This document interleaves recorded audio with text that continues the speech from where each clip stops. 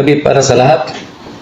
Nandito kami ngayon kung saan magbigay ng official statement hinggil sa Prayer for Peace Rally dito sa Dumaguete.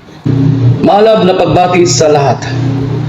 Maisog laming pinapaalam sa lahat na ang binigay na permit para sa Prayer for Peace Rally sa Dumaguete City ay binawi at kinansilan ng LGU na naturang lusot.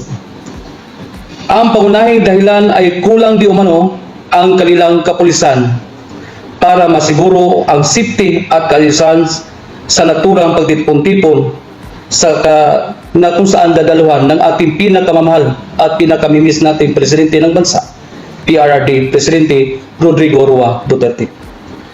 Malinaw na isa na namang itong pakana para pigilan ang Prayer for Peace Rally kahit paman sa malaking pagdialogo, pakikiusap ng mga organizers kay City Mayor Remolyo kasabang kanyang City Administrator na si Miss Lailani Ramon noong May 4, 2024 ng hapon. Matigas na giniit ng alkalde na ikinansila ang nabigay na permit, dagdag pa dito.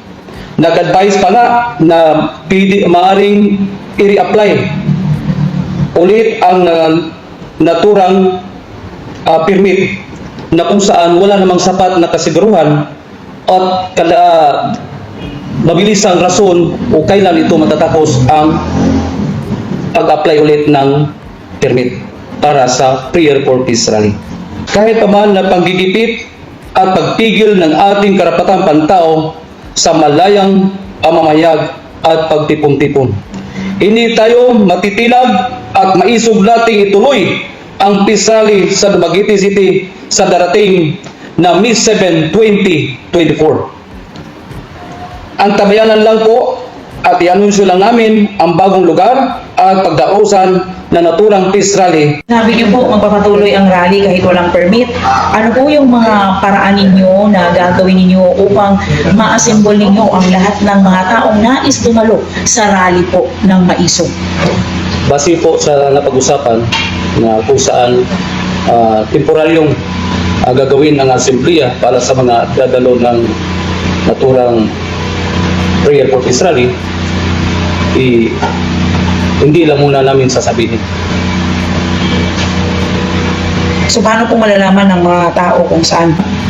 Ito na lang para sa mga gusto talagang dumalo na kusang loob na gusto makakinig sa mga speakers natin at saka katotohanan, ano na lang, i-announce kung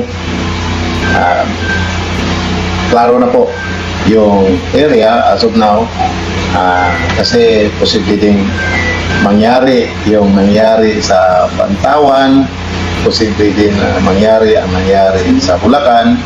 So as of now, hindi namin muna sabihin, pero gusto namin paalam itong rally na we are planning this as prayerful at saka peaceful. Patuloy ito. So para sa mga dumalo, ito peaceful rally ito. So gusto lang natin marinig yung mga hinaing ng mga tao. So paalam namin as soon as possible, dadaan sa mga leaders through available media, social media o anong mga channels, ipaalam natin agad kung final na yun ang area. Paano natin ma-assure sa public, sir, na peaceful ito at kahit nakulang ang mga pulisya ay walang puproblemahin ang LGU dahil assurance natin walang manggugulo dahil wala namang talagang inaasahang kaguluhan sa rally na ito? Ano po, so far sa experience po natin, wala namang gulo nangyari. At ayaw din natin gulo. So, gusto lang natin magsalita. Isa pa, kung may kaibigan naman tayo mga pulis doon, kung tutulong sila, pero kami mismo ang mga tao mismo magmamarsyal sa sarili. Siguraduhin po yun. Yung seguridad. Yun ang pinaka-importante na ano yun. At nag-ano tayo sa martial, ang per area may martial tayo na ibuo para sa masecure ang mga taong dumalo. So ano po yung pagkakaintindi o pagkakaunawa nyo sa ginawa ito ng LGU ng Dumaguete? Binigyan ng permit, binawi ka agad ang permit. Ano ano yung obserbasyon nyo sa sitwasyon ito? Sa itong sitwasyon na nangyari at naganap na pagkansila ng permit na kung saan na-aprobahan na nung nagkalipas na April 15 14. o April 14 yung pag-aprobar ng naturang permit. Una nito, makita natin na kung saan may kadahilanan pahinggil sa papalipit na eleksyon. At pangalawa dito, sa mga bagong mga offers, hindi natin alam, kaya gano'n na lang katindi at gigil yung mga nasa authority ngayon na umigil sa ganitong mga planong pre-rally na sana ikakasa natin. So ano ba yung panawagan ninyo, sir, sa mga taga-Negros, lalo na sa taga-Dumaguete, para sa aktibidad na ito, na pagtitipon na ito? Pagkan ko lang para sa taga-Negros at lalo na dito sa Negros Oriental. Isa lang. Kailangan maging maisog tayo na lumaban at tumayo para malaman natin ang totoong katotohanan dito sa nangyari sa ating bansa sa ngayon. Ito ay malaking may tutulong ang nasabing prayer for peace rally para sa mahusay at tapat na kung sabihin natin may karoon tayo ng transparency, magkaroon tayo ng accountability, peace and security sa buong bansa. Yun na po masasabi ko. Maisog tayo.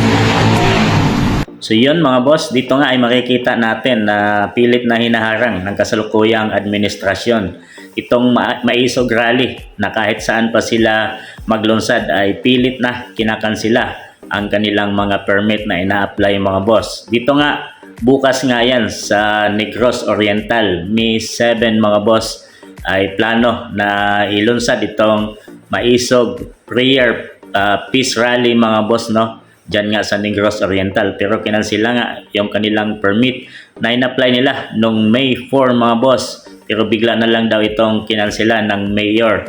Sa unang dahilan dyan mga boss, no, ay natatakot yung mga mayor dito sa kasalukuyang administrasyon na magaya sila sa nangyari nga doon sa gobernador ng Davao mga boss, no, na hinanapan ng butas para maalis sa pwesto at nalalapit na rin yung election mga boss sa 2025. So yan yung mga kadahilanan dyan at natatakot yung mga mayor, gobernador, congressman, kung saan mang lugar sila magdadaos ng maisog rally ay natatakot na magbigay ng permit mga boss. So dito makikita natin na mayroon talagang hupaharang sa mga rallying gagawin nila mga boss. Anong masasabi nyo tungkol sa pagkansila at matutuloy pa kaya itong maisog peace rally dyan sa Negros Oriental bukas mga boss? So yan ang ating antabayanan.